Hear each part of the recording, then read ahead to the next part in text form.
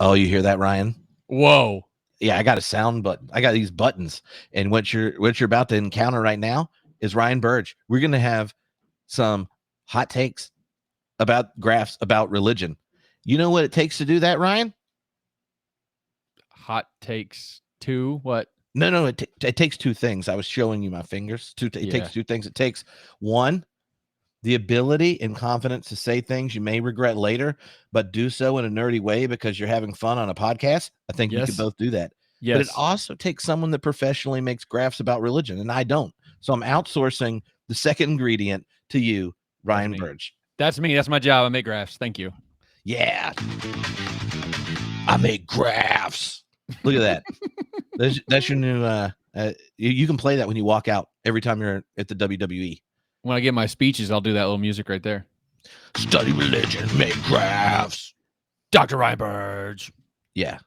Love it. So maybe you should say a little bit about yourself. If you haven't heard our previous conversation on the podcast, go check it out. Ryan writes books, makes graphs about religion professionally.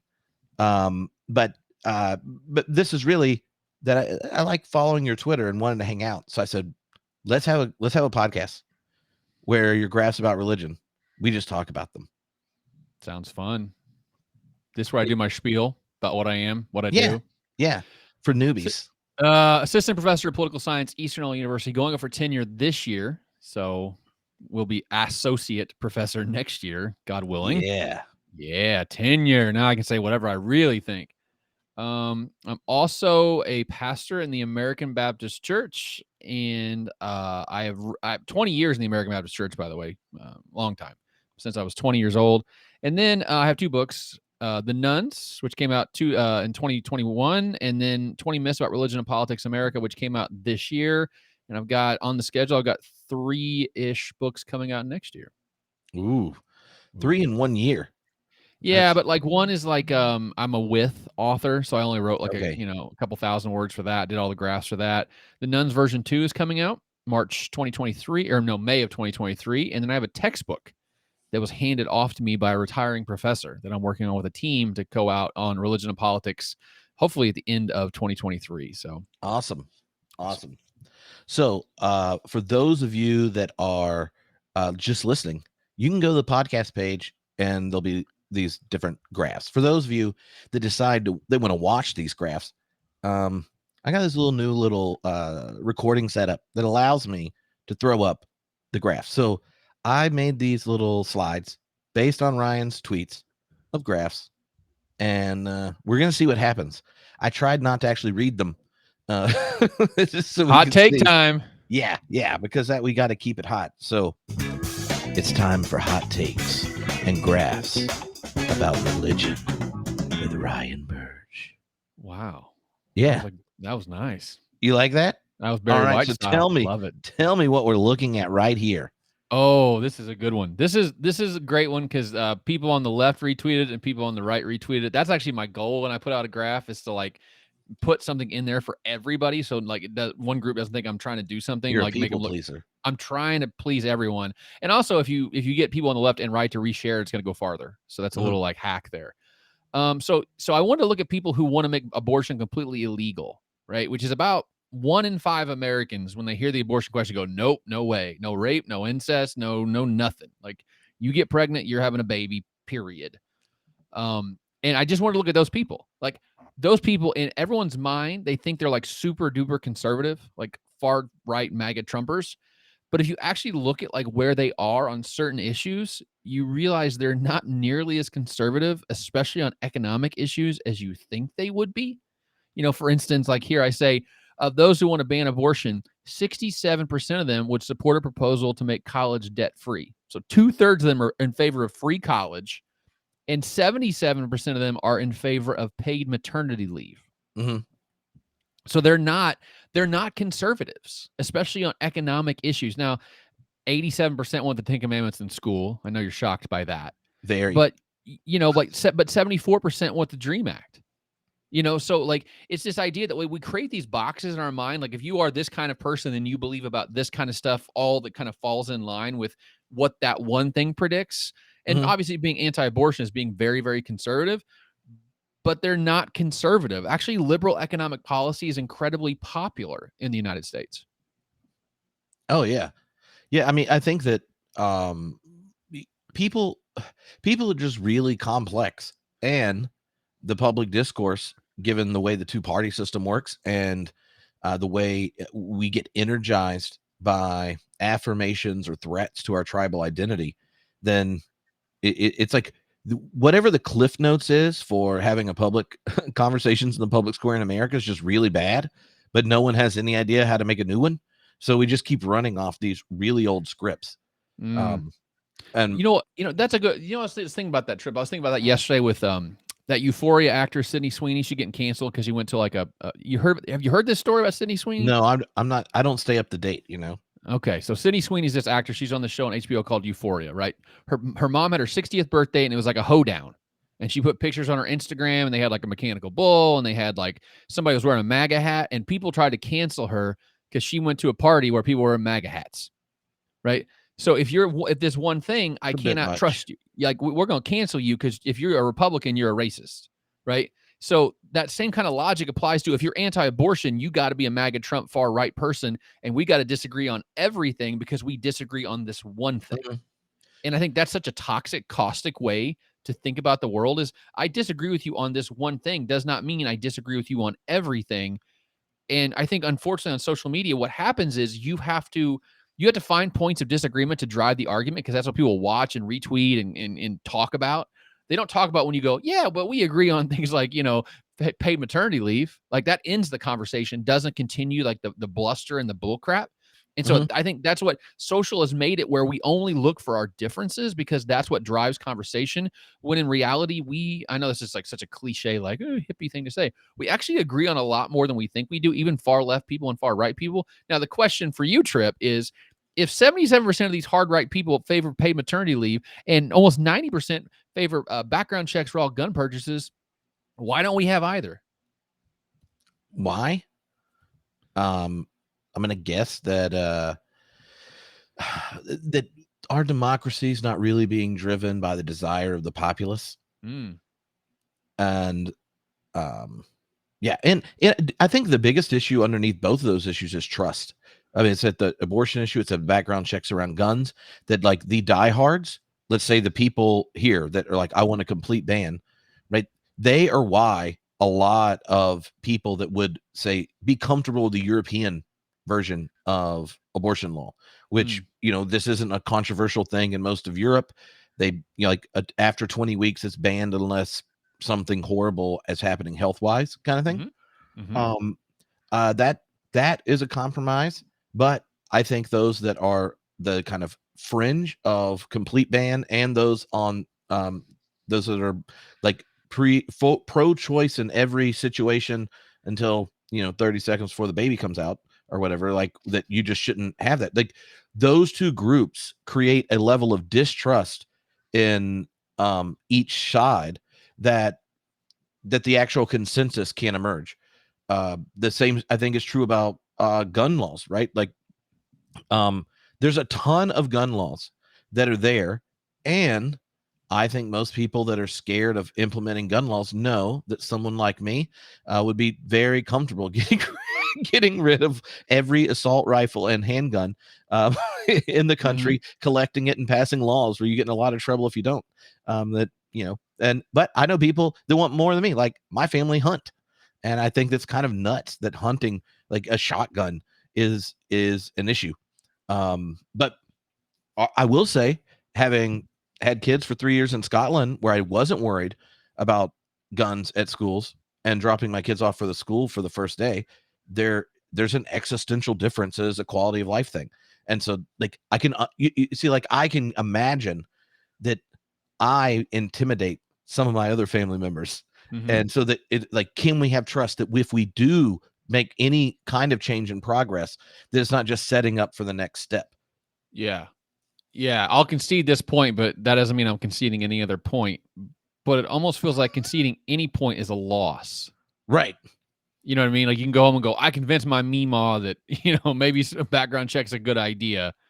Like you can go tell your lib friends like how much you won, but isn't like that like the most poisonous thing we've ever done though? Is the idea like you have to win a conversation or win a debate? Like that to me is like the opposite of what we should be. I'm maybe I'm a hippie, man, but like I think we got to stop like with these ideas of like winning and losing debates, but like just exchanging ideas and different perspectives and realizing that not my view is a limited view of the world and so is yours, and then Mhm. somewhere between we find common ground and realize that we're not that different. And then we might go back and say I'm opposed to universal background checks, but you also have to realize. So here's what I think I'm going to do more and more. After I've looked at public opinion data for like 10 years now, right? Mhm. Call extreme opinions extreme opinions. Like, all opinions aren't as valid as other opinions, especially if they're fringy opinions, right? For people who believe there should be no gun regulation at all in this country, that's an extreme opinion. Like, that's a fringe opinion, and we should call it that. Like, because what happens is you've heard the idea of the Overton window, like in Yeah, public yeah. policy. Like you propose something that's absolutely insane, and people go, "That's really stupid. We're not going to do that." Then you propose something that's slightly less insane, and people go, "Oh, that seems reasonable compared to the first thing you said, which is completely nutbag." Right? Mhm. If you label the first thing extreme from the very beginning, then the Overton window can't move. You're like, that's not, we're not even going to talk about that. That's not even a Yeah. viable option. Right. And I think the abortion debate's the same way, right? The people who want like absolutely no abortion at all for rape, incest, life with the mother, first, third, 17th trimester, those people have a fringe opinion, but it's also a completely deregulated abortion, situation is also a fringe opinion. Like people who want abortion at any stage of pregnancy and want the government to pay for it, like that is a fringe opinion on abortion on the Mhm. pro-choice side. And so like I think we need to call both those things what they are, and don't even talk about those things because those are not even viable options for either side. Let's talk about reasonable restrictions at certain levels in the trimesters and certain conditions that allow women to get an abortion if they would want one, right? And then if they don't, then they should be able to carry a baby and have support for that. But we don't have that conversation because it's the far right and the far left who suck up all the oxygen in the room. I have a friend who did a focus group with a bunch of like mainline Protestants. Mhm. And she asked him, like, do you guys go to like rallies and protests and stuff like that? And one guy raised his hand and goes, "Hey, the problem is that moderates don't march." And I was like, yep, that's it right there. No one shows up at a rally and's like, I don't know, I see both sides. You know what I mean? Like you're there to throw bombs, right? And get on TV or whatever. So I think that's the problem is that stupid phrase, a silent majority, is actually really true. The majority is silent. The moderate middle is really silent on these kind of issues. I think part of the experience for moderates, at least the ones and I'm close to, is they're also just exhausted.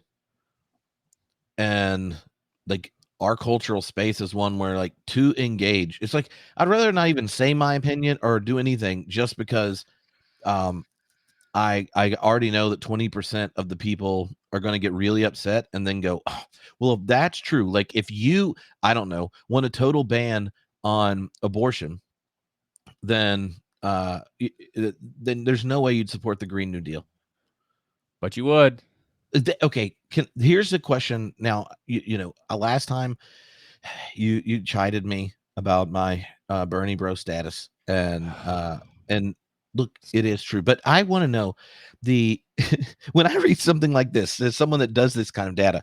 So Yeah. 52% of the people that want a total ban on abortion support the Green New Deal. Yeah.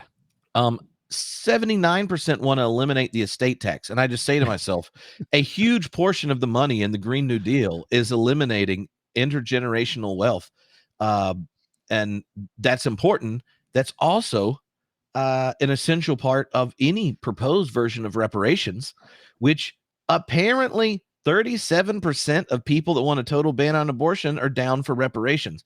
And so, as someone, let's say that you like, there are people that are way more in the weeds on all these things than me. And I just look at this and go, what? Like, who supports the right to work and um the over I don't know anyone that's like I'm down for the right to work state, but I also support school vouchers and yet Mm. I want college to be free.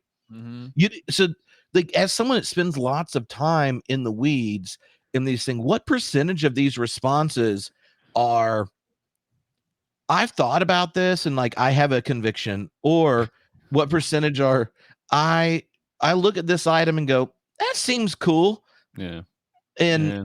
and because if you like, if there's ambiguity, I would think something like Ten Commandments in school, eliminate state tax, those type of things that being so high, then an individual saying total ban on abortion, Yeah. more of them know we think this.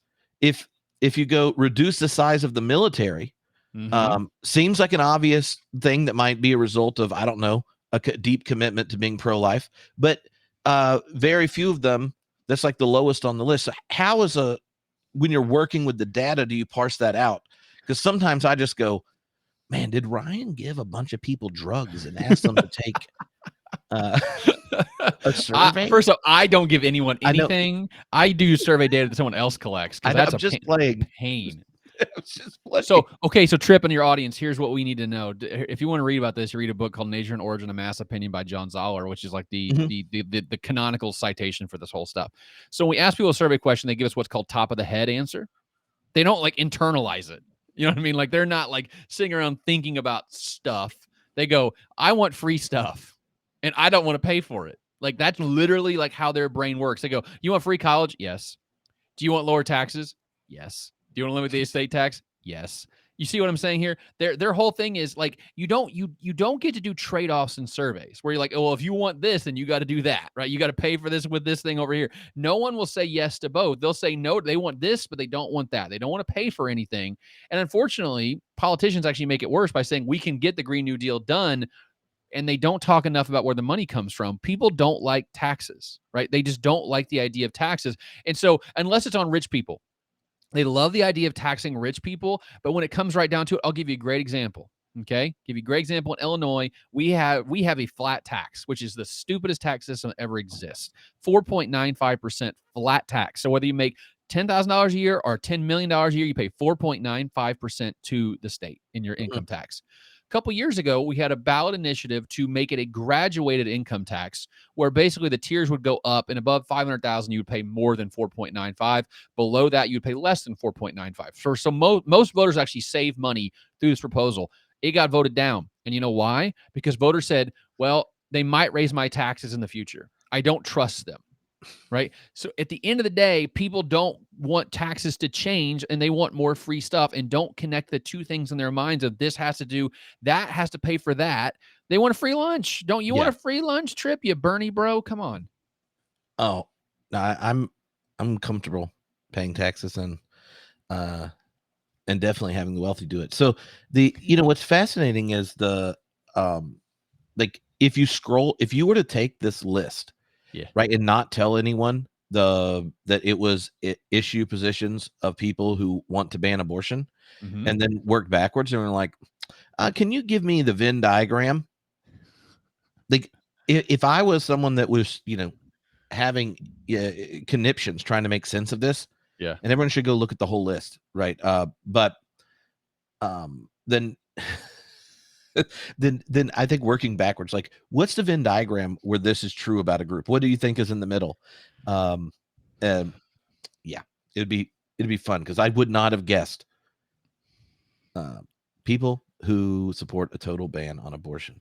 But there's this okay, we got to go to the next one anyway. I know this one's great. I love this one too. I have a little timer here because I know that last time we talked about 3 myths of your 20, and the unedited version of the podcast is about 2.5 hours. So this, are you the parent / guardian of a child 18 or younger? Yeah. Yeah. Check this. So this is, I love to rib atheists because they think like they're like, if you want to talk, like they're so self-righteous on social media. A lot of them. No way. Like, oh my gosh. Like if I hear the word Sky Daddy one more time, I'm going to lose my friggin' mind. They're like, you believe in Sky Daddy. I believe in reason and science. You know what it is? It's like 17-year-old boys who read too much Nietzsche and think they're smart now. Like they've thought through. We wish they had read Nietzsche. That's the sad thing. It's like, like if you'd read Nietzsche, then you wouldn't be dismissing people that want to have a way of grounding transcendental justification for logic or morals and values and telos in the universe. You would find that it's inherently depressing and kind of requires the self and the state to generate a kind of confidence that we don't know the imminent plane can really bear, right? Like Nietzsche, while has wonderful criticisms of religious types and the concept of God, but uh, he's way too smart. Sky Daddy or Flying Spaghetti Monster, or people that just don't understand Thomas Aquinas' 5 arguments for the existence of God, and then do horrible critiques of them. I blame the new atheists for making atheists obnoxious. Like, the new atheists are the equivalent of like John Piper for the Reformed tradition. Like, there's some beautiful things in the Reformed tradition. I'm personally against large portions of it as a process theologian, but like like you start hanging out with John Piper for a bit, and then you get a tattoo, and go to a bar, and the next thing you know, you got the Gospel Coalition, and you're like, really? Yeah, I think I'd pick Geneva over this. Anyway, sorry for your. You just used a lot of big words there, Tripp, and I didn't understand half of them. I'm not gonna lie. I'm just a poor social scientist. So You're a poor social scientist. I'm sorry. I But did philosophy 1 class in undergrad and was like, nope, that ain't me. No, thank you. The issue is that Nietzsche recognized that the whole logic of thinking and the justification for, like, basically truth, meaning, values, and that kind of stuff, the whole logic of it is structured where there is some form of the big other. And so he was worried about the death of God and all these kinds of things. Like, what happens after it? It requires this new funding of the self, all of which, like, that's a beautiful critique of religion. And Sky Daddy, you're like, come on, can't you read more Marx and Nietzsche and Freud? Y'all would do better. But you know what? They read like Cliff's Notes versions or like YouTube version of all this stuff. 5-minute YouTube summary. Exactly right. And they're like, well, I know now. And it's just like the moral superiority. Like, I don't need to believe in God. I can get through life without that. It makes you morally superior somehow. I mean, I have a lot of, I mean, I do a lot of talks to atheist agnostic associations and things like that. And I have a lot of respect for a lot of them because they're not like the ones who are in leadership don't feel morally superior. They don't cast airs like that. Yeah. It's the freaking, like, it's the same thing with evangelicals. A lot of evangelical leaders are actually very like level-headed, honest, practical people. But man, the rank and file on Twitter, especially because, social media trends younger and more radical and all that kind of, and more liberal on social too, on Twitter, especially. Anyway, so here's the thing about atheist agnostics that no one really thinks about is that a majority of atheist agnostics don't have children. So the question is, do you currently have a child at home under the age of 18? So are you currently a parent? Amongst 42-year-old atheists, it peaks at 38%. Wow. Yeah, which means 60% of them are not parents in their early 40s when you would be the most likely to have a child at home. They do not, which means the majority of atheist agnostics probably never have children. And like, that is a messed up worldview, period. Like, I will put my foot down and say people who are like, I can't bring my child into this terrible world are so full of crap. This world is not terrible. You're not causing, like, this natalism idea, like, that's bopping around philosophy that some of my undergrads believe in. Like, you can't have a child because it's like violence against the child because they didn't choose to be born. Shut up. Like, that is the dumbest piece of philosophy I've ever heard of because it's such a barren, nihilistic, negative view of the world, acting like we're in such a dumpster fire of a society. And do we have things going wrong right now? Absolutely yes. But if you look at any objective statistic, I tell people this all the time. If you ask me when would I want to be born, I'd say right now.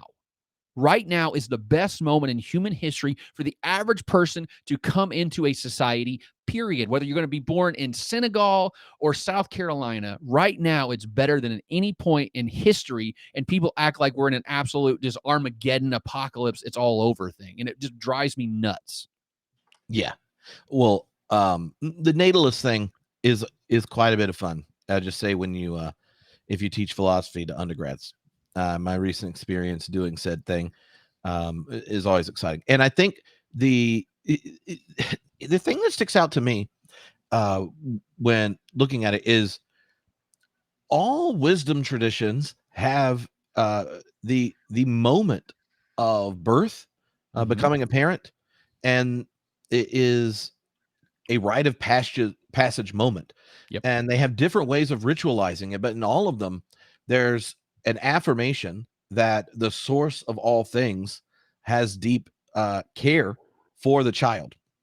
And that care for the child that parents experience is often what reshapes people's own religious practice. I mean, people joke about, oh, well, they come back when they have kids. That's not, I don't think all the time that's because it's lazy. I think it's because the first time you hold a kid in your arms and you look at your child, that you go, WTF, like, how is this something?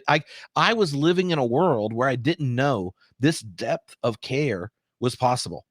And that for if you're a Christian like you and I, and that if you're in the free church tradition, oftentimes you baptize as adults, and so you do baby dedications. And most of the church, you baptize infants. And either way, at the heart of it is a community going.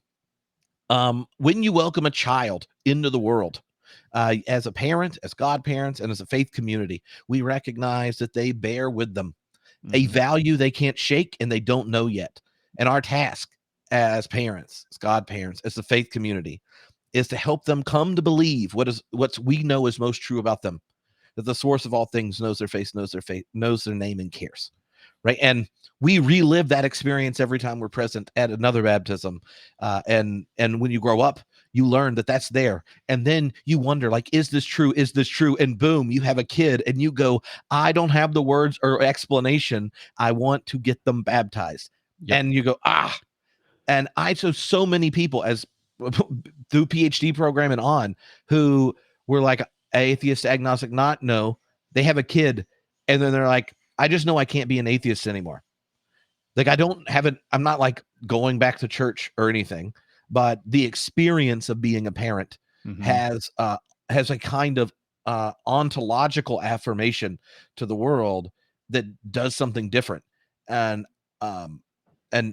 yeah, so anyway, sorry, I started to get excited. You talk about don't get me into object-oriented ontology right now, Tripp. That's Not the word I today. learned Not one today. time at a conference. I was like, nope, don't want that. No, thank you. But here's what I think. I'm a real practical philosophy guy.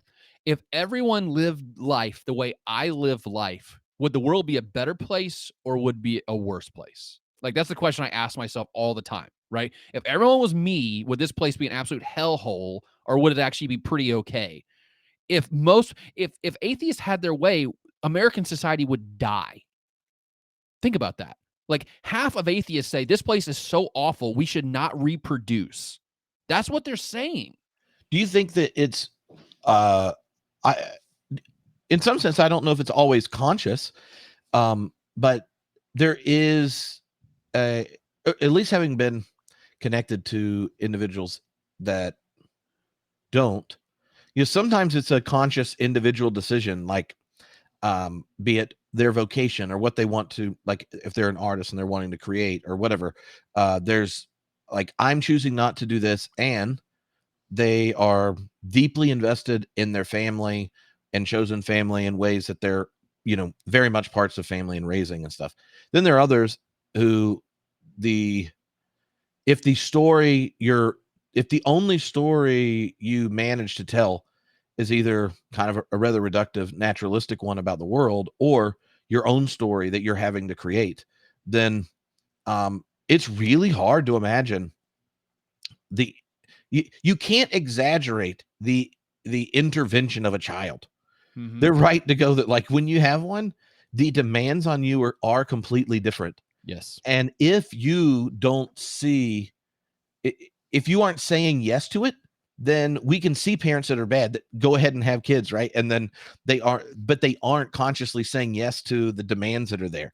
And so some of the people I think that choose not to or postpone and all that kind of stuff makes sense because they're honoring the demands there, be it religious or not. And I think that's changing, right? Like, if you did a timeline, or like if you took the same question, but instead of and did a timeline from the 60s, and such, and then went anywhere before birth control, like, it's going to be completely different because there's the arrival of a different choice. Does that make sense? Like, I don't. Yeah, I mean, I think the whole thing is people say, well, I'm too selfish to have kids. And that's what you hear a lot online, especially, like, I'm too selfish to have kids. So I made the right choice by not having kids. But you know what that says about, to me, here's why that's flawed logic. What it's saying is, I know I'm an imperfect person and I'm not going to try to get better at it. You can rid yourself of selfishness if you want to, right? You can throw that off and become less self-centered if you desire to. But what you're saying is, I think selfishness is the better than the alternative, which I think is empirically false, philosophically false, and just Yeah. a bad approach. But the other thing is, here's what people don't realize: having kids, by saying I'm too selfish to have kids, you're actually probably the right person to have kids because you're already aware of your own sort of defects. Hmm. But then having a child changes you. I say it like it cracks you open and makes you more fully human, and you go through the whole range of emotions of self-sacrifice. You cannot self-sacrifice until you have kids, and it's not the same thing. It does not work in the same way. When you have your own child, it makes you more emotional, more willing to give, more focused and determined. And what you're saying is, I don't want that. Yeah. Assuming that your selfishness will not change once that child is born in the world, I think is a huge flaw, because for 99% of people, they do change when that child comes out and they hold it for the first time. They go, holy crap.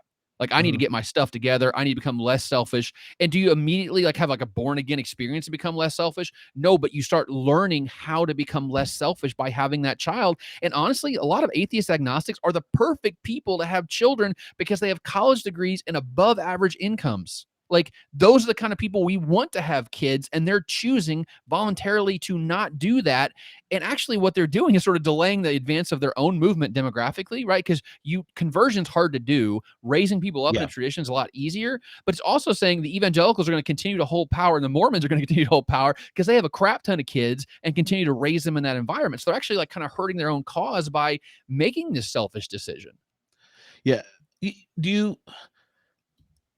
I get that. I just think that most of human history, having kids or not on the individual level, but in the cultural sense, like it just wasn't an option.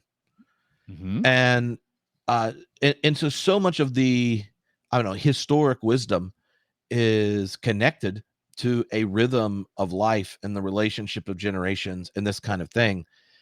And we are now uh, at a situation where like the baby boomer generation that's going into retirement and all that kind of stuff, or the first generation where you could opt out in large percentages of kind of the normal lifespan of, um, you know, but that's, shaped deeply by our biological relationships that we've Mm-hmm. inherited, Mm-hmm. and that culture, in some sense, aided by different technologies, be it civic ones, right, and democracy and the ability to vote and have a job, and no longer be under that kind of structural patriarchal oppression, chemical, and the advent of birth control, all these kinds of things has opened up a space uh, where the where we now have multiple generations of people who are figuring out what it's like to be in a culture together without the overwhelming majority having those stages in life of, like, childhood coming into adulthood, Mm-hmm. marriage and children, grandparenting, and death. Um, because if you notice in it at all, each of the stages before are always tied up with the people you're around, that you're in some sense saddled with. Mm-hmm. Um, I I mean, don't know just what do to it. say. I don't know what to do about that, but it is. It, I know lots of ministers. This is a growing question. Like the number of single people at church that are older, the number of people without families of support in Mm-hmm. congregations, and like how do you do end of life stuff when, yeah. Anyway, Think about let's just do a quick thought exercise. Imagine where we all stopped having kids just voluntarily, just said, nope, no more kids.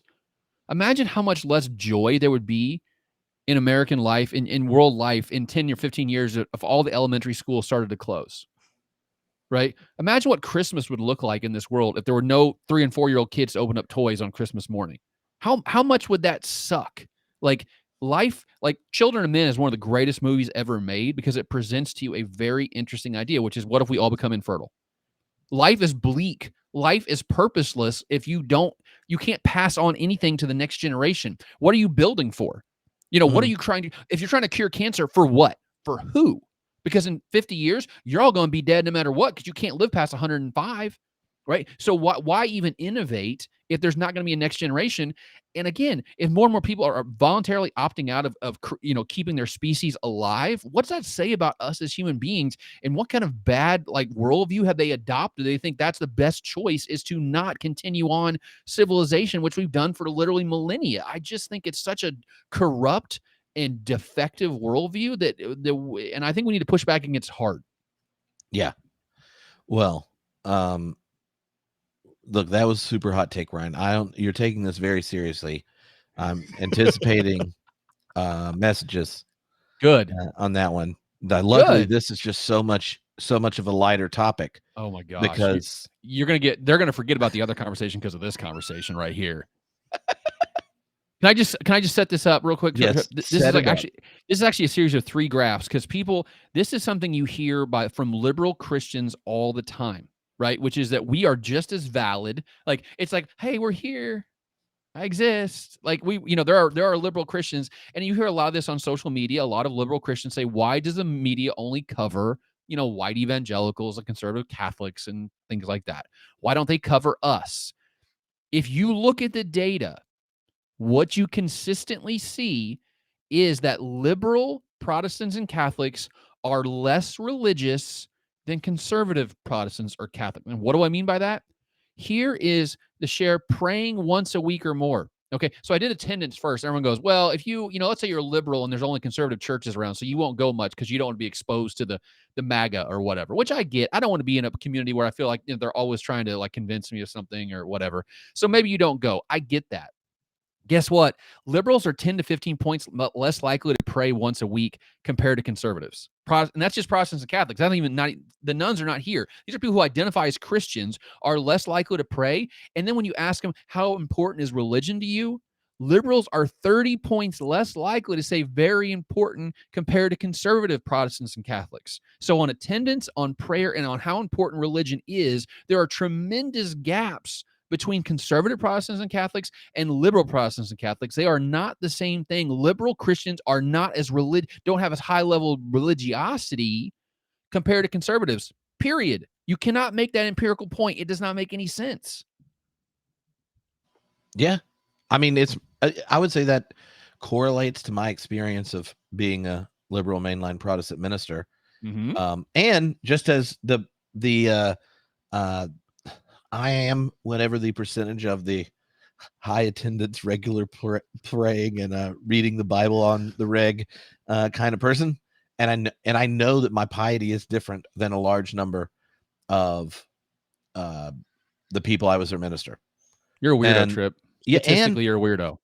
And I'll say this: I think I was a really good youth minister for 15 years, and there were a lot of people that left Disciples of Christ and UCC congregations I worked at with a robust understanding of the Christian faith, having engaged in regular practices and habits and that kind of thing.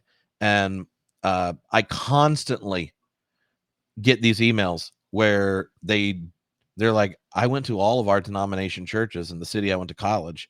Like they half the people there don't even know if they believe in God. And so a lot of them struggle with whether or not they should just go to an evangelical church, or they're just like, you were the most amazing youth minister and that's great, but I just don't know anymore because like whatever. And here's the question that comes up in my head about that. Mm-hmm. One is, or here, I'll ask it broad and then as follow-ups. What do you think? What is it about mainline Protestantism that gives a different kind of, or that they experience the divine framing, the faith practice concepts and such in a much more fragile way than other kinds of religious groups? I think the sort of poison pill of being a mainline Protestant is you're always willing to say you might be wrong. Yeah. Like stridency is like you're allergic to stridency and Mhm. surety. You know what I mean? You're like, I think this is what this means, right? You're always hedging on things. And when you hedge on things, that gives your congregation permission to be a little less, sure of themselves and a little bit more on fragile ground. And I think that's a good thing, by the way. Like, that's my approach to faith. Like, I always joke that I wish I could be an evangelical, but my brain says I can't, right? Because my brain is not, it doesn't work that way. It is not drawn to certainty. It's actually repelled by certainty. And I think there's a lot of people like me, but I think what that does is it opens the door very easily to the possibility that God does not exist and Jesus was all a myth and this is all just made up gobbledygook. In a conservative evangelical church, that thought is like there's a lot of firewalls between you and that thought. Like literal fire. Literal firewalls, because Eternal. you're going to go to hell. Like, that's the firewall. In mainline, it's like the number of barriers between you and not believing in Jesus are actually there's very few of them, and they're very porous. So I think for a lot of people, they don't hear, and I think this is where pastors struggle too. They don't hear their pastor saying, "I struggle with this, but here's where I land." Right? They don't hear the struggling piece of the whole thing, but they also don't hear but I'm still a Christian and here's why. I still believe in Jesus and here's why. I'm still a proponent of the resurrection and here's why. They just hear, well, maybe this and maybe that, or maybe they could. So they get permission. I think sometimes too much permission to fall away and think it's okay to fall away. But I also think for a lot of people now, they think, like there's this phrase in the Black community, like acting white. Right? Like when Black people do certain things, go into certain careers or go to certain colleges, they're acting white. I think for a lot of liberal Christians, there's acting Republican. Like, if you say, God told me to do, can you imagine someone standing up in a mainline church and go, God told me that we should do this? Oh, yeah. Acting Republican. I think that actually, that really nails. I have, since coming back to the U.S., I would love to know what the difference is if this was done in the UK. Because here's my experience. We were part of a Scottish Episcopal church in Edinburgh, and if you asked me the batting average of daily prayers from the Scottish Episcopal Church, which if you ask a theology test, they're going to basically hit the same as the UCC it does, right? And we read all the same book groups. They're like, what do we read? We like Richard Rohr, Diana Butler Bass, the Jesus Seminar, and our conservatives like N.T. Wright. That's kind of how mainline Protestants flow there and here. But if you ask them about their spiritual practices, like the daily prayer, like doing the daily office, Zoom group grew in lockdown, not shrink, and these kind of things. But there, you do not have a cultural thing where it's like, oh, I'm acting Republican. And just since being back, my wife and I were talking about this. We're both ordained Baptist ministers, and but she grew up in a very much more fundamentalist type space than I did. And we've talked to friends and talked about together that at this point, it's like if you use any of the language culturally associated with anything 2 steps away from Donald Trump, then it can just be triggering to anyone. That and so if you're just being polite, you say it a little different. Like, I've really been able to connect with the sacred. And you're like, how? Well, weekly gatherings in a community that practiced the ancient table of Eucharist, as opposed to be like, well, I've encountered God through Christ, and what's at the heart of my life is really celebrating the presence intentionally in worship, as He told us to do. Like all these ways of like shifting. So like that acting Republican thing, I think it's really real, and it doesn't exist in the same severity, at least in my experience, in plenty of European spaces. And I even though there's less, total practitioners, but if you're just looking like at your lines, like I identify here politically and religiously, what do I do? I mean, do you have a hunch on that? This is just, when you're talking, I was taking thinking about your actual data and projecting my feels. Well, that's what I do. I mean, that's part of what you have to do with that anyway. It's like, just doesn't explain itself. You got to make meaning out of it, to use a Christian term, make meaning or whatever. Think about this. Think about the student loan debate that's going on right now, right? Hot and heavy. Does the Bible, permit the forgiving of debts? And it does, obviously, right? With freaking atonement theory, we all believe that, people who believe atonement theory believe that Jesus forgave all our debts by dying on the cross. And there's the idea of Jubilee in the Old Testament. There's all these there's the biblical commands to forgive debts. But And the then when it Lord's comes Prayer. and the Lord's exactly right. Like we can tick down the list, right? And people will say the Bible is incredibly clear on debts and forgiveness of debts, but then when it comes to abortion, we're like, yeah, it's a little less clear on that. Well, evangelicals will make the opposite case, right? Like it's exceedingly clear on abortion, but it's less clear on debt forgiveness because and this is actually, I think, something that I think here's what blows my mind. I wish someone would stand up and go, I read the Bible like a Republican and you read it like a Democrat. Like not like, they say like, well, the Bible's clear on this, but not clear on this. It's as clear as you want it to be on whatever you want it to be. And there's actually a paper that some of my friends published a couple of years ago. We read the Constitution like we read the Bible, right? We find the parts in it that reinforce our worldview, and then we sort of minimize or reject or tamp down the parts that we don't like because it kind of doesn't reinforce our worldview. Let's just admit to that. Do you see?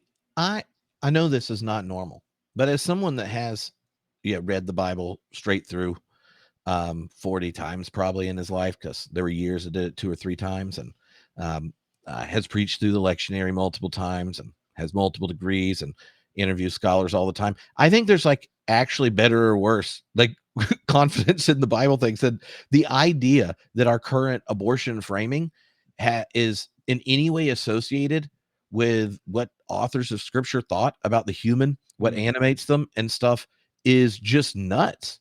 You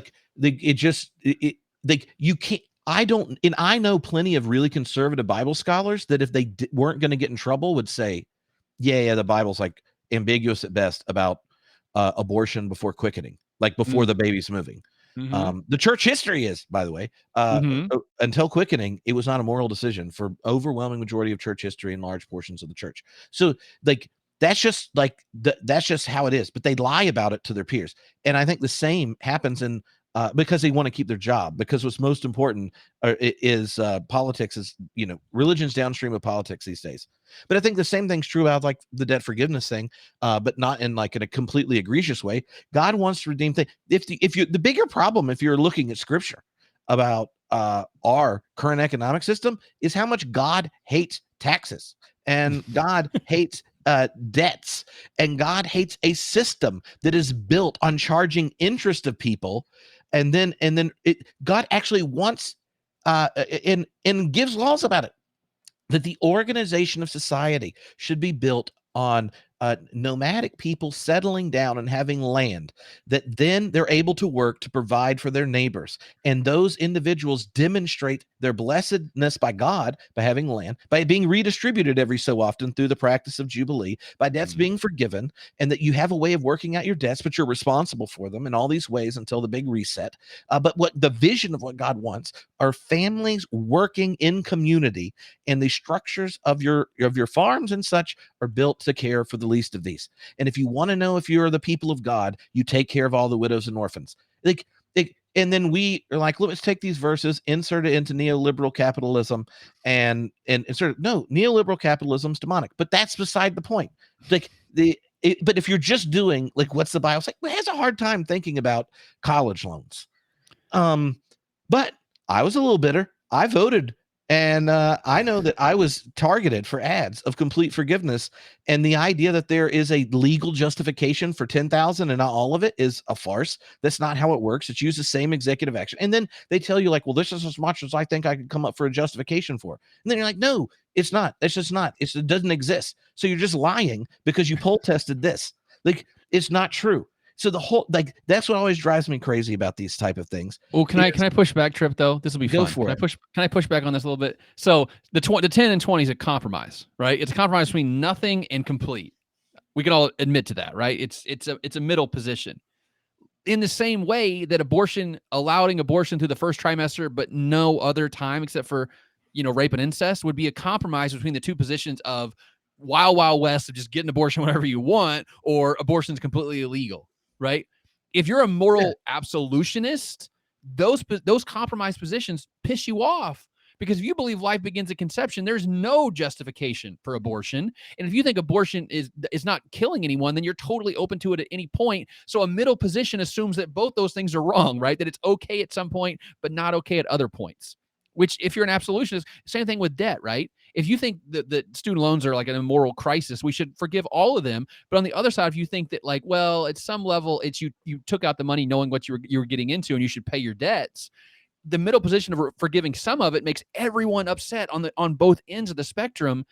Yeah. But democracy is not the kingdom of God, right? Democracy requires you to not be a moral absolutionist to get things done, right? To go into a middle position where you have to accede to a belief that you don't believe to get closer to what you think the world should look like. So is 20K better than 0K? Yes. Is, from your position, is it as good as complete forgiveness? No, but you have to it basically does nothing for my life. So like, and I don't have a lot, like I don't know a lot of people that are thrilled with it. So if you have a lot of student loans, it doesn't really change much. But if you have a little, then I guess it does. The biggest shift is the maxing of the 5% interest. 10 to 5 is big. Yeah. I mean, which he should have led with that. Anyway, but here's the thing that drives me nuts is you're the only actor that is determining what you do. Mm-hmm. You said this is in our platform. You said you were going to do it and ran on it and had lots of paid ads directed towards lots of people to do it. And the only person keeping it from happening is you doing what you said you were going to do.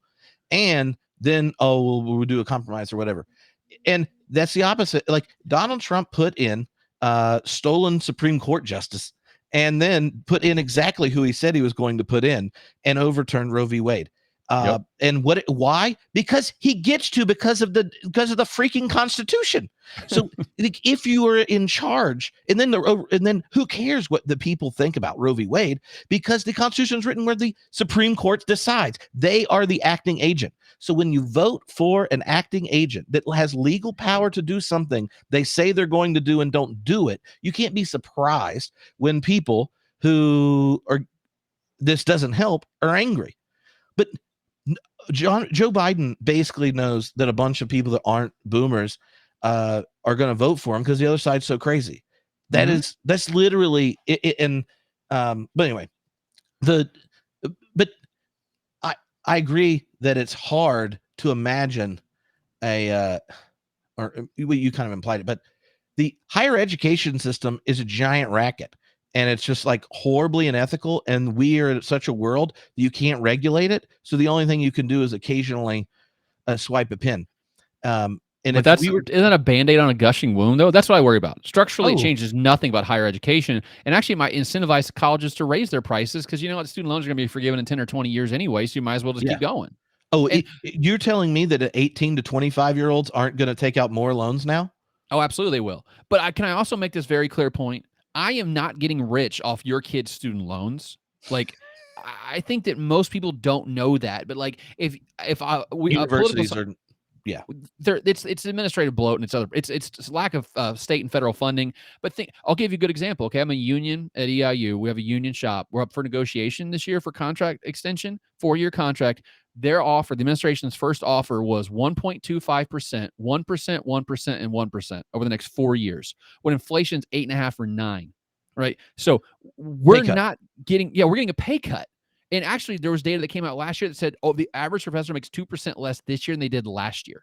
Mm-hmm. We are not getting rich. Most professors are, unless you're like MIT, Harvard, the Ivies and stuff, you're rich.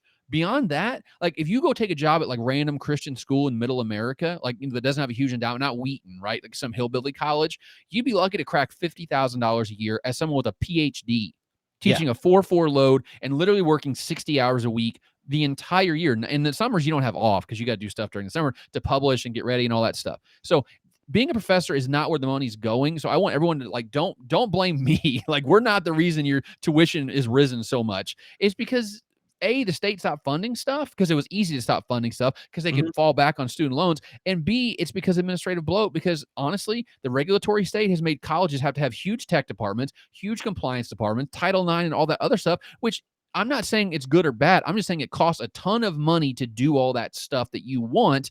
And yet, remember, hey, to do a tieback, people want stuff but don't want to pay for it. Well, guess what? That's exactly what you got in higher ed. You wanted all that stuff and you didn't want to pay for it, but you did through student loans. And now we're in this crisis because of this situation, and it's not easily fixed. Yeah. Yeah. And just like a good example of how much the actual educators are the ones being, screwed over in this whole higher ed thing. If you took a religion class when I was in college, you had a 18% chance that class was taught by an adjunct faculty member. If you take an intro to religion class today, there is a 54% chance your intro to religion class is taught by an adjunct faculty member. That adjunct faculty member, when I went to college in the year 2000, averaged $18,000 debt to finish their PhD in religion. The average PhD in religion teaching an adjunct class today averages $80,000 of debt. This is just the American Academy of Religion things. What did the adjunct person get paid when I started college? $2,800 is the average adjunct pay. It is $50 more now. So, it is wild. Like, if you just take that, you've more than doubled the number of classes that are being taught, intro to religion classes, that are being taught by people making what averages out to about $15 an hour.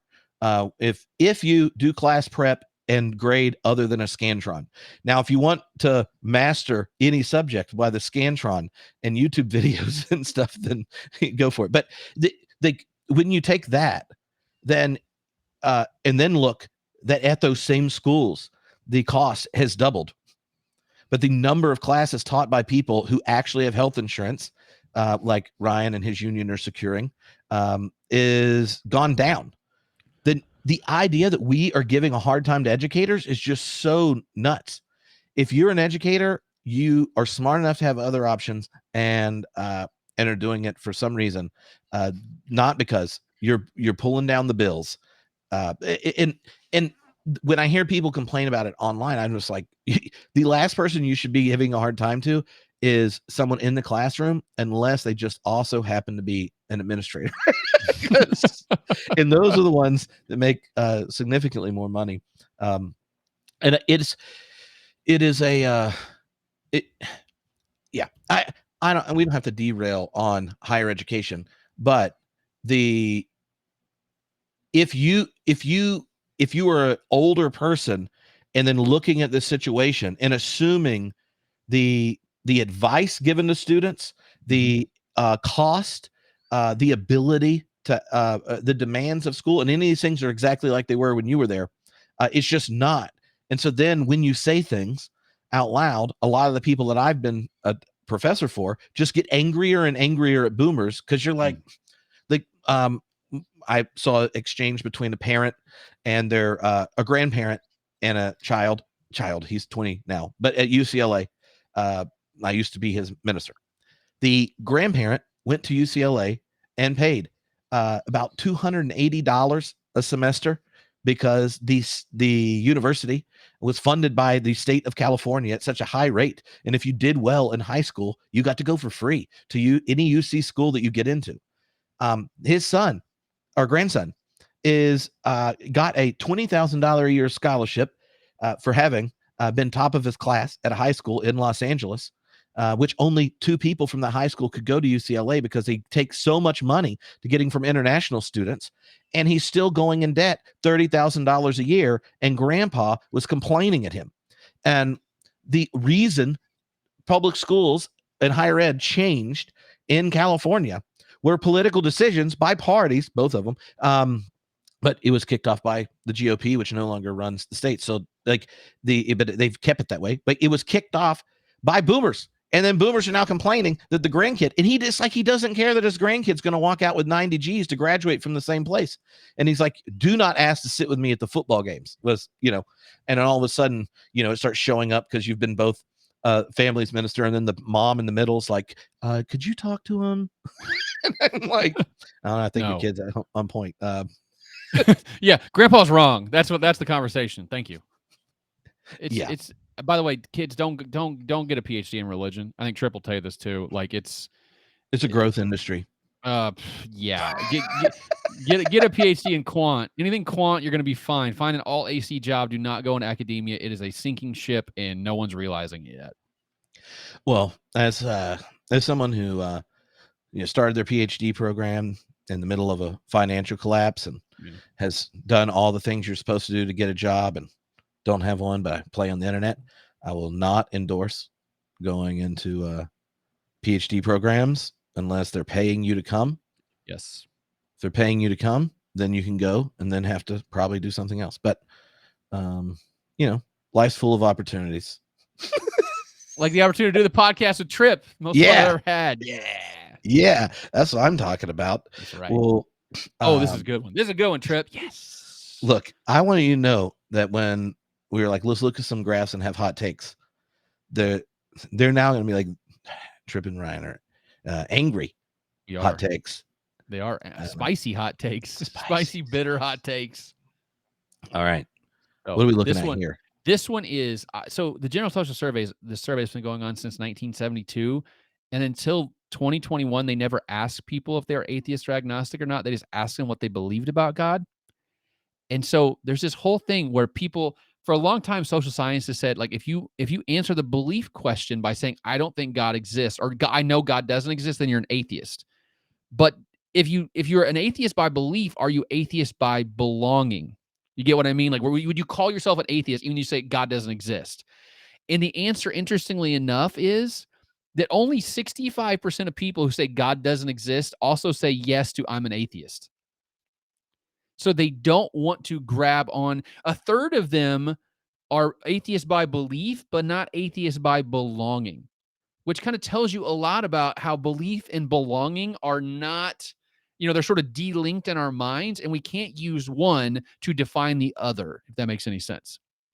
So atheist is a very, caustic word in American life. Even today, even though the atheists are like 8%, if you actually ask questions like, would you want your child to marry someone of the opposite party or the opposite race or, the opposite? If you ask people, atheists always score the lowest. Like, I do not want my son or daughter to marry an atheist, even today. So a lot of people will have a belief, right, that God does not exist, but they refuse to grab onto the atheist label because it has all these social connotations that it's actually a really negative term in American life. And so we can't say people who don't believe in God are atheists because they're not atheists in how they present themselves to the world. A lot of them present themselves as Protestants or Catholics. They just don't believe in God because they realize that, Protestants and Catholics don't have that negative, cultural cachet, and you can pass. In most social circumstances, if you are a Protestant, you don't have to tell people you don't believe in God. You say you're a Protestant, people go, okay, you're fine. You're one of us. So it's an interesting, kind of peek into how, what happens in our head. Like, I always talk about, there's a vertical dimension to religion and there's a horizontal dimension to religion. And the problem is that pastors are only trained to think vertically, right? Every problem is a vertical problem if you're a pastor. There's this old saying in social science, if you have a hammer, the whole world looks like a nail. Right. So if you've been given a hammer, which is everything is vertical, everything is spiritual. If your church is not growing, what do you think? Well, it's because I'm not praying hard enough, or I'm not preaching well enough, or I'm not, giving and serving. It's all, or God's not moving in my community. But I'm a social scientist. For me, everything's horizontal. Right. So I'm not as worried about whether you say that you believe in God or not. You know what I'm more worried about? Whether you say you're an atheist or not, because that's placing yourself in social space. I think that's a much more interesting conversation. Is what you believe really only matters to you, but who you associate with matters to me, right? It matters to all of us. And atheism is much more palatable if you keep it in your own head than as if you let it out of the barn and let other people know you're an atheist. Mm-hmm. Is that another example of that finding is you mentioned this last conversation where there are evangelical atheists and evangelical Muslims, right? Mm-hmm. Like, there is a definition of evangelicalism at one point. I don't know if it counts anymore. That was actually defined by deeply held convictions. Yep. And that mattered to, I don't know, say moral character, integrity, things like that.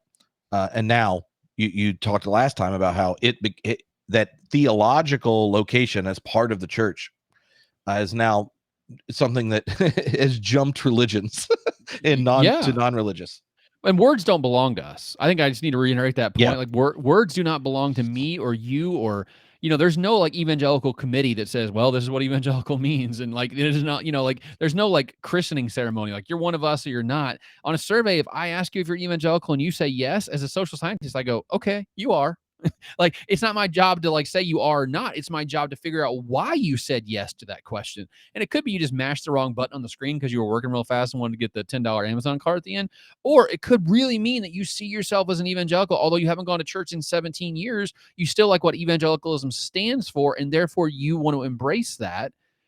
Anyway, one more piece of this I wanted to point out. Amongst people who say they can't be sure if God exists or not, which is the agnostic, kind of what we call the agnostic belief in God, only 37% of people who say they don't know if God exists or not also call themselves agnostic. So, like 2/3 of people who are agnostic by belief are not agnostic by belonging. So it's kind of showing you the porosity of like what you hold in your head would call like a psychological view and the sociological view do not match up. And to even tie back to what we talked about with John Zoller and top of the head knowledge and that kind of stuff, people on Twitter think that people pay a lot more attention to surveys than they actually do. Like Twitter is the most pedantic platform that God ever made. Like they will read a Are question. you really going to give God credit for it? I'm pretty sure Wormwood had the idea. Elon Musk is now going to take credit for it somehow. I feel like it's like a troll. He's like the king troll. I love it. Like billionaire troll. He's like, I'm bored. I'll make electric cars, shoot rockets to the moon, and troll people on Twitter. Fun. Good day. But people they don't think this much about themselves. Like people on Twitter spend all day thinking about themselves. People aren't you. You are not the average person. I hate to say, especially if you're on Twitter, there's tons of it says you're not the average person. And most people do not have a cogent view of policy, like we talked about with taxes and spending. They sure as hell don't have a cogent view of their religiosity in terms of where they are vertically versus where they are horizontally. And that's why they'll say they're an evangelical who never goes to church or an atheist who's a Protestant, because that's the way they see themselves. So this tension between kind of your self-understanding, your psychological location, and then your social cultural kind of referent, like how does that change it? Like if we went back to the slide about mainline Protestants, Yeah. like in some sense when you aren't comfortable, right, with let's say some of the vertical things, like, well, I mean, I think there's an ultimate reality. I don't know if she can be known and encountered or whatever, or like, my faith matters and stuff, but like, I don't want to sound Republican, and like, I don't know, like, you have to add extra words between Jesus and Christ to signal that you're a Democrat, like Jesus as the Christ, or Yes. Jesus the eternal Christ, or Yes. what, the the how do you see that, like those issues? Because it seems to me, if you were like trying to connect the dots,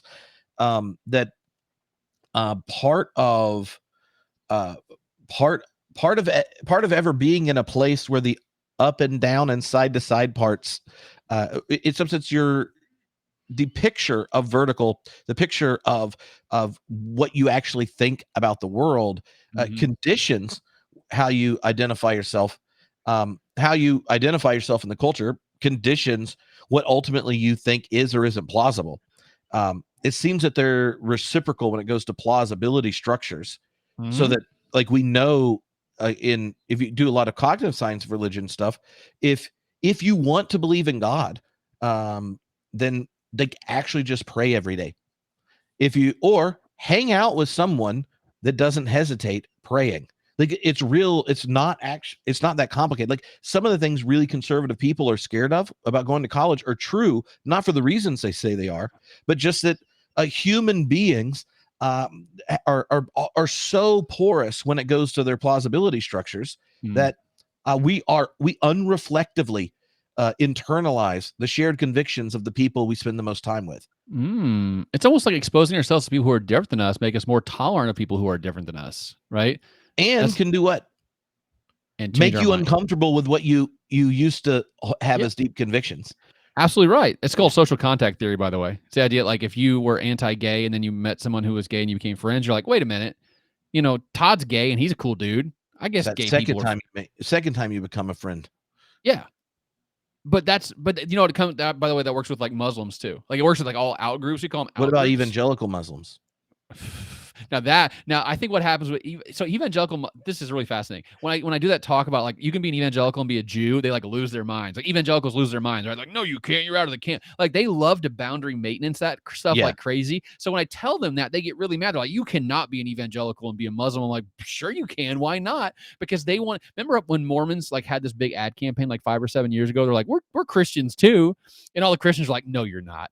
Like you're trying to glom on to us and our success and our respectability in American society. You're a bunch of weirdos. You're a bunch of cult members and all this kind of stuff. That's exactly what we do though, right? And so like, what do you do when you're in high school? You try to glom on to a group you think is kind of cool, so you'll become like cool by association. Same thing happens in religion all the time, but I think you're exactly right, Tripp, that it's all reciprocal. Like peer pressure changes the way we think about God. Like if we're around people who all declare like this certain belief in God, you're much more likely to declare a certain belief in God too, because you're going to be impacted by them. I think for a lot of like theologian types and religion types, I think it's vertical leads to horizontal. And I think there's a lot more horizontal leads to vertical than we really give credit for, because peer pressure is I don't care. People are like, well, if you don't stand for nothing, you'll fall for everything. Listen, we're all impacted by the people that we're surrounded by, period. No matter how much you believe in God, they change the way that you think about the world. And we cannot forget that fact, Yeah. No, I always have to tell myself, like most people don't have multiple degrees in philosophy and religion, and then read 3 or 4 books about it every week to then interview professional scholars on their niche and overthink and investigate their own convictions, and then try like that's just not how like when you said that, like the reciprocity, I'm like, yeah, like that is the big argument between Marx and Hegel. And you had to go there, Tripp, you like, jerk. no, I'm just sitting there going, that's fascinating. And anyway, which precedes the other is always a fun conversation. But we have one more slide. One more. I can't remember um, what it is. This is fun. well, we're about to This find is so out. good, Tripp. Okay. This is amazing, everyone. Ryan is excited about the graphs he made. Yeah. I want you to know that self-affirmation is really, really impressive. So okay, go ahead. Yeah, but it's so I love this stuff, dude. Like I don't just know. like doing this. I love doing this job, man. This is so much fun because I feel like I'm Indiana Jones, like finding new treasure to show to people. Not like the Ark of the Covenant's like gonna melt your face off. That's bad. This is better because it doesn't melt your face off. It teaches you something about the world. Okay. Like there's no, I'm not like putting a bag of sand on an idol stand and the big boulder comes and I'm not gonna get smooshed and all that stuff. Which those movies are great. Anyway, so there's a truism in religion, okay, and that is that women are more religious than men. Like by almost any metric you can find, women are more religious than men, whether it be attendance, whether it be prayer, whether it be volunteering at the church, you name it. They're less likely to be nuns. They're more likely to be, Protestants or Catholics, devout, all that kind of stuff. Well, guess what? In the last 3 or 4 years, we're seeing things change now. And actually, amongst Generation Z, women are about 3 or 4% more likely to say they have no religious affiliation compared to men of the same age. So we're talking like 18 to 24-year-olds. Like, so college-aged young people, women are more likely to be nuns than men. And if that continues, and by the way, that's not just one slice of the data. I actually put another tweet up where I showed it. Like, you could see it starting to happen about 5 years ago. So the gap was really small. Like there's no gap in the beginning, and then it's got bigger and bigger and bigger, and it's exploding. And so now we're seeing young women are more likely to be nuns than young men, which would represent literally like the biggest sea change in religion that I can imagine in the last 30 or 40 years. Wow. And what are the menu of options that makes this make sense? Man, I only have one hot take about it, and I think it's more of a joke. So I'm not even going to. Is it politics? No. Everyone thinks it's politics, by the way. It's not politics. I checked. Okay. So it's not like women know my guess? What was it? All right. I'm going to call this the Jordan Peterson effect. Oh, go ahead. If you look at the timeline on it, right, the eruption and growth of men is when it became clear culturally in ways that generate desire for people with platforms, audience, communication to address the crisis in a growing number of men who don't have vocations, and the inherited role of what it means to be a man was disappearing. Mm-hmm. And so, like, when a growing number of people are in crisis and asking existential questions, then at some point, right, that it becomes a growth industry to connect with it. It demands a kind of attention and such. And it's not just Jordan Peterson. There are plenty of other kind of, but the growth of different spiritual religious forms of addressing the masculinity crisis post boomer has grown, and one of the popular responses is different kinds of return to religion, and that's my guess. That was the only thing that I thought that could make sense of it. Guess what? I actually meant I wrote. So I tweeted. This is how my life works. I tweet a graph, and then some editor from some publication like, "Will you write that up for like a full, like article with like thoughts?" And I don't have any thoughts, but I have to make thoughts sometimes. And you know what I mentioned in that article? Mark Driscoll, biblical manhood, right? That to me that sort of Wild like at heart. yeah, Wild at Heart, John Aldridge, right? That stuff wet the ground for guys like Owen Strackman and Jordan Peterson to be like, biblical manhood. Like, the reason the church is failing is because men are leaving the church. And by trying to reach men, to get them back into church, it actually only flattened the line. It did not return them to church. It just didn't, the trend did not keep going, which I guess is from a church perspective is a positive thing, but not a super positive thing. It's like, it's not getting worse, but it's not getting better. And the other result was that women left. So it actually pushed some women out. So on balance, you would say that's a net negative because it did not return men to church, and it pushed more women out of church, which, by the way, you're going to need women, because if you go to any like old mainline church in America, it's at least 75% female. Yeah. Because men die. I mean, just to be completely like demographically consistent, men die at younger ages than women do. And my church on an average Sunday will have 12 people there, and 3 will be men, 9 will be women. So, I mean, without women, my church does not work. And this is a really alarming trend. If you like extrapolate this out like 30 or 40 years, churches are going to die sooner because the women are not, there's not going to be women there to kind of carry the load as all these men get old and die in their 70s and 80s, while women live to be, 95 or 100 in 40 years. That's really, really bad. And we also know that women typically carry the load for like vacation Bible school. Right? They're often youth group chaperones. They often do things like, funeral dinners. When someone, family dies, they have a funeral dinner at the church. Women typically kind of take the lead on stuff like that. So imagine a future church where women are not the majority. Those churches are not going to be super duper functional and have the ability to do what they're doing right now. And it really kind of radically rethinks like what American religion looks like if it's more men than women, not just now, but in the future. Yeah, I that's fascinating, because so when you come up with these, you do the graph or whatnot, and you do it. Do you like have a way of tracking it when new data comes in, where you go like, oh, let me update this, like I have systems. I've built like these, and this you've is got what systems. I have systems. The thing is, and this is what a lot of people like, I did this talk one time at university, and this college student comes to me and goes, I want to do what you do. And I'm like, first off, what do I do? I have no idea. And secondly, I really don't. I'm like, what do you think I do? You go, well, you talk about the big picture a lot and like give like trends and help us understand where we are in social. I'm like, that's fun. I guess I do that, but I didn't realize I just make graphs. That's what I feel like. My job is to make graphs. And like, basically my Twitter feed is like a running dialogue of what's going on in my head that I wanted to put out there and say, hey, look at this thing. What do you think? Actually, that tweet, that whole like women, men, young, none thing actually came from a tweet by a guy named Dan Cox, who used to work at PRRI, but now works at the American Enterprise Institute, who saw something in the data about gender differences in young people and in religion. I thought I need to explore that more. So I have these data systems where I've spent like dozens of hours like collating and organizing data and writing these little functions and scripts. So when I get like a new, like the CES comes out every year, when a new version comes out, I automatically merge it into my huge file that goes from 2008 to 2021, so I can run longitudinal analysis really easy. When for the average person, that would take 20 or 30 hours just to collate that data set.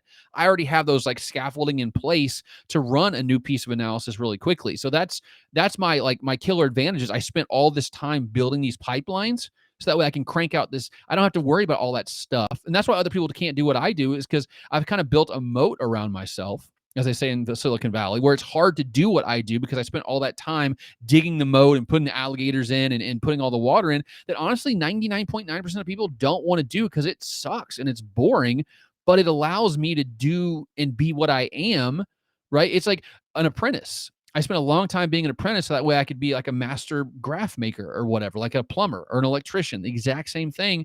So that way I can focus on the outcomes, the outputs, not you don't see the pipes, you don't see the plumbing. All you see is the stuff on the other side, which is exactly what I want you to see, and not behind the curtain, which is a mess oftentimes. So that's fascinating because I think different fields of study have different infrastructure stuff.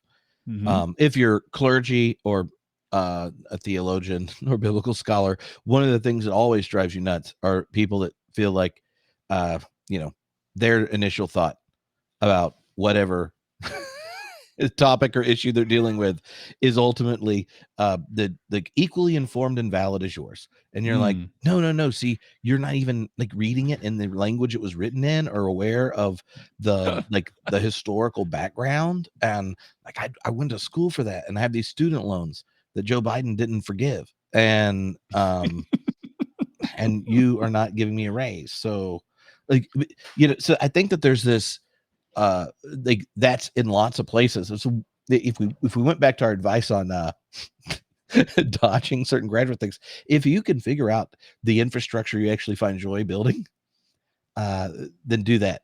Because if you are a nerdy type and there is a particular thing that you just love and you're like, oh, all the things other people complain about having to do this, I kind of find joy in, then do it. Like I got into philosophy and religion in high school, and until I had kids, just read it 2 hours a day, past whatever was assigned, and I've read most of the classics and took notes on it. And I love thinking with those thinkers, and it's benefited me greatly. And when someone's like, "Oh, I want to start a theology podcast," I'm always like, "But do you, like if I had the I want to do what you do thing?" I'm like, "Well, there was like a lot of effort that is not fun unless it is fun. And if it is, I'm like, oh, then you're like, yeah, I want to build the moat." Amen, dude. You were preaching, like you were saying exactly what I think all the time. They're like, I want to do what you don't see all the crap that goes into doing what we do. Like the not fun parts are what makes the fun parts possible, and you only see the fun parts. Like the audience only sees the fun parts. There's a lot of like for every graph that I tweet out, I probably make 2 or 3 graphs that never make it because they just don't hit. They don't make sense to me, right? Like they're not telling them the story. And I've remade graphs 3 or 4 times. I don't think they do what I want them to do in the way I want them to do it. Like it's a process. Like it's not. I don't just like throw 3 graphs together and tweet them out and just like hope they all go viral or whatever. It's like a constant thing that most people can't do. And like you and I started grad school in 2005. So I've literally been like working in one direction for 17 years now. You can't just do this kind of stuff overnight. And honestly, I get a little, speaking of boundary maintenance, I get a little mad when I see someone write a data article about religion who's like not a social scientist. I'm like, get out of my lane, right? Like this is not you. Like you have not devoted your life to understanding this the way I have. Don't think you can come in here and just do what I do in one article or 2 articles to get some traction online. Absolutely not. This is my territory, and you better earn your keep just like I did, and you better prove yourself just like I did. I mean, that's just a natural human inclination, right? Now, I do hope so at some point in 10 years, some young hotshot data guy comes along and is better than me, but not right now. I mean, there's no one coming. That's great. I know, but after you get tenure, next year, After I get tenure, I'm going to stop doing everything. Yeah, you'll be like, does anyone want to buy my algorithm? Here's all my data. Here's all my scripts. You can have them. I'm going to go live on the beach now. Thank you. Automatic tenure, automatic job, rest of my life. Thank you. Yeah, because that's because professors don't work and they make tons of money. And actually, yeah, it's so like that's such a like we're so bad at PR. Like farmers are great at PR. They act like they're poor all the time, and most farmers are like mega rich, like millionaires. And most professors are poor as crap, but everyone thinks we're rich. Like how did we screw that up so bad? I don't get it. Well, I think part of it is that you were just holding a pipe the whole time we were talking, and we all saw the tweed jackets and elbow patches. I teach in a freaking button-up shirt and like jeans, man. Like, I'm not even going there anymore. After COVID, we all got ruined. Like, the attire on campuses is definitely taking a down step in the last 3 or 4 years. Yeah. Well, what's the so when you are doing all this data and going back through, right? You've taken over kind of the major religion, um, the religion and politics in America textbook. Yeah. Yep. What are the parts of the big story that get problematized or nuanced again as someone that comes in, you know, more invested and familiar with the trends in data? See, I think that's real. Like, I don't think people fully realize this, but making 1 or 2 graphs a day is not where like the learning happens in my brain. It's by making the 1,500 graphs every year for the last 3 years. You start seeing these like weird things happen in the data, right? Don't forget that. Like that you saw that at one point. And then that becomes the next thing, and that becomes the next thing, and that becomes the next thing. And I think and then eventually you get what's called, hey, Tripp, meta narrative, right? What's the big picture? Like, what's the data telling us from like the last 50 years? You don't see that in each individual graph, but in 5,000 graphs together, you start seeing like the meta narrative form and like how all these pieces sort of line up together. And so for me, all that nuance is leading to this big story, which is that political polarization and religious polarization are running side by side with each other. And I think we have never, no one's ever articulated well the idea of religious polarization as a complement to political polarization. And like, if you think of it that way, the death of the main line actually makes a lot more sense, because the main line represented the moderate flavor of American Christianity and American society, by the way, right? These people are not nuts, they're not zealots, they're kind of middle of the road. They're going away because we're in a society, like we talked about, where the two extremes are being amplified and the middle is being castigated for not being strident enough. And that drove a lot of people away. And I think we're facing an American future where there's going to be like 40-50% of Americans are going to be super duper religious, like evangelical and whatever they are, whether it be Muslim, Jew, Christian, Catholic, whatever. And then 50% of Americans who are not religious at all, because they're rejecting that 50% who's strident and super confident and super fundamentalist. And we're a lot worse as a society because we lose the middle. And I don't think we fully realize that's what's happening, right? It's not just secularization, it's polarization that's happening to American life. And I think that is, if you want to talk about like why I'm like down on the future of America, like that is the reason, is because there's no play. And actually, make it very personal, my church has 12 people. We're probably going to close in the next 2 to 3 years because we're going to run out of money. And when my church closes, where does a guy like me go who is more conservative theologically, let's say, than the Episcopalians or the UCC, but definitely more liberal than your average non-denominational evangelical congregation? In my little town, and 15,000 people, 40,000 people in the county, there is no church that fits the bill for me. And so what I'm going to end up being is probably a none, because I have no options. And there are millions of people just like me who would be religious and would be Christian, would be Protestant if they had an option, and they don't have one anymore because the main line collapsed and nothing else is coming in, and religion is going to become all or nothing when there's a lot of middle there that just disappeared, and that sucks, and it's making life worse for all of us. Yeah. That's really depressing. So I wanted to just thank you for helping me kick off this week with some excitement and splendor. Well, I look forward. I think this went, we were aiming for a B+, and since our goal was hot takes and graphs about religion, I feel like we succeeded. We hit the mark on both accounts there. Yeah. And this is a good time to remind everyone the goal was hot takes and graphs about religion. So if Ryan or I said something that was like so wrong that got you angry, just assume it was exaggerated because we were having hot takes and graphs about religion. And deep down, we probably agree with whatever your really cherished convictions are. And everyone can go get your book. Hey, you child-free people, I know you're going to want to email me and tweet at me. I have kids. I cannot become child-free. I love my children. Best thing I ever did. You're not changing my mind on the child-free thing. I'm just telling you, I'm a zealot about that. You got to put your foot down on certain things in this world, and most people should have children. That's my hot take, period. Right here. Ryan Burge loves children. I do love children, and I think 95% of people should have children. If you have a severe, like, like genetic defect that allows you, like that would cause your children to die of horrible death, do not have children. Beyond that, you should think about it. Like, it's not that hot of a take. Like, that's I just don't know. normal. Like, hey, you know what you should do? Be a human and reproduce. Like, what a crazy idea. Do what your biology tells you to do. Well, Anyway. some people just practice. Hey, practice all you want to. I mean, Yeah. that's cool because when you do have kids, you don't get to do that anymore for a while, at least in the beginning. It sucks. Well, you also don't get to sleep. That variable. Oh, There's a correlation between oh. number of hours slept to how attractive your partner is.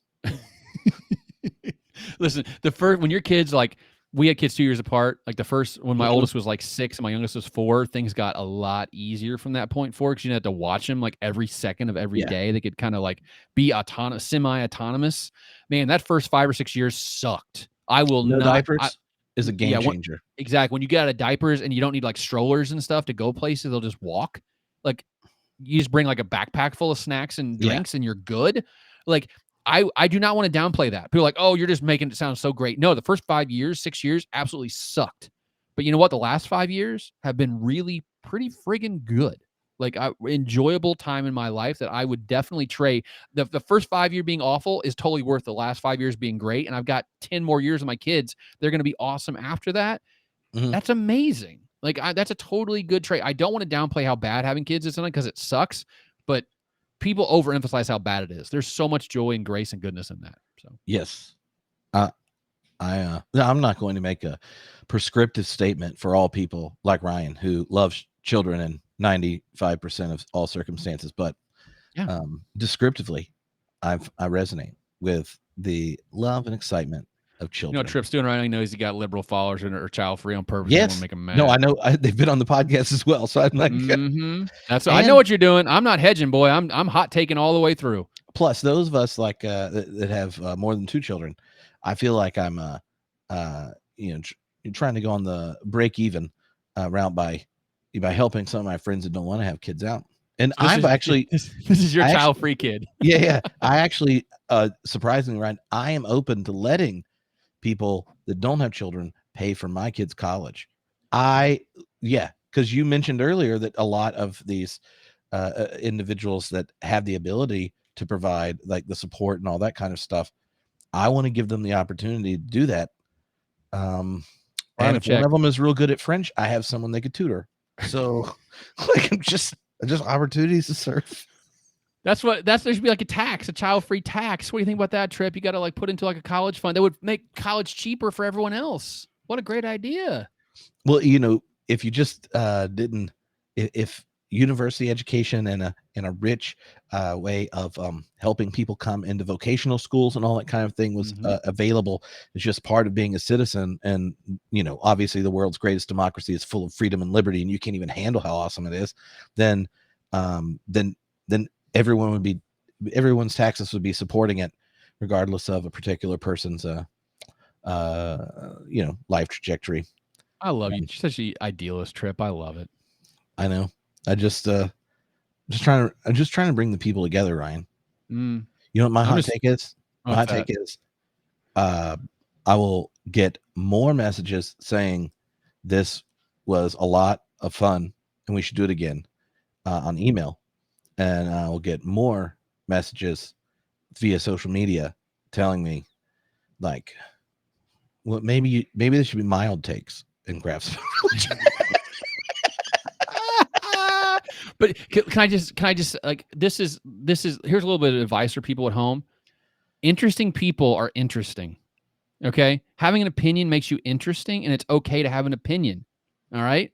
It's okay to be interesting. Are you sure? Like, that you can be too smart. You can be too pretty. You can be too rich. You can be too skinny. You cannot be too interesting. Period. You cannot be too interesting. And so, part of this is starting a conversation.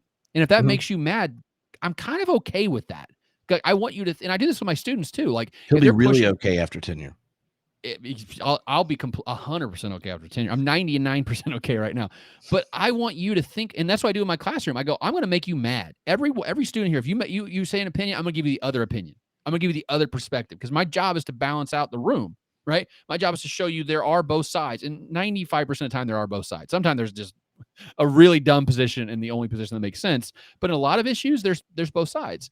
My job is to give you both sides because you're not going to get it anywhere else, right? Because of what the media you consume, the friends you surround yourself with. You need to think about both positions and really think about both positions, not just the reason to argue against the other position. Yeah. All righty. Well, dear listeners, can I plug? Oh, Tripp? yes, go for it. The nun. Sorry. And he coughs. And I cough right in the middle. The Nuns version 1 is out right now. You can buy it on wherever you find, and audiobook too, by the way. Audiobook. Do you read it, or do they have like a professional? They totally looped me out of that process. They basically paid me some money and said, go away now. And I said, okay, I guess. 20 Myths just came out about 4 months ago, really like bite-sized chapters. 20 Myths About Religion and Politics in America. You can find it on Amazon. Also, the audiobook on that is out as well. And then, like I said, I got 3 books coming out next year. One is called The Nuns, second edition, which is going to have like 15,000 more words and 30 more graphs. So it's going to be like a lot more content. Like it's actually, I'm really proud of how that book turned out. That's coming out in May. I have a book called The Great Dechurching, which is actually an amazing project where I got 3 different data sets. This funder gave us a lot of money to do surveys of why people left church. So the book is basically a compilation of why people leave church and what could bring them back. Really data driven, but written by 2 pastors along with me. I did all the data analysis. They did all sort of the writing of the book. That's coming out next year through Zondervan. It's called The Great Dechurching with Michael Graham, Jim Davis, and with me. And then Religion and Politics in America, 9th edition is also coming out. And that's a textbook. More for undergraduates and stuff, but still, if you're interested in just base level understanding of religion and politics, that's where you go. At Ryan Burge on Twitter, ryanburge.net, ryanburge@gmail.com. You can easily find me. So, all right.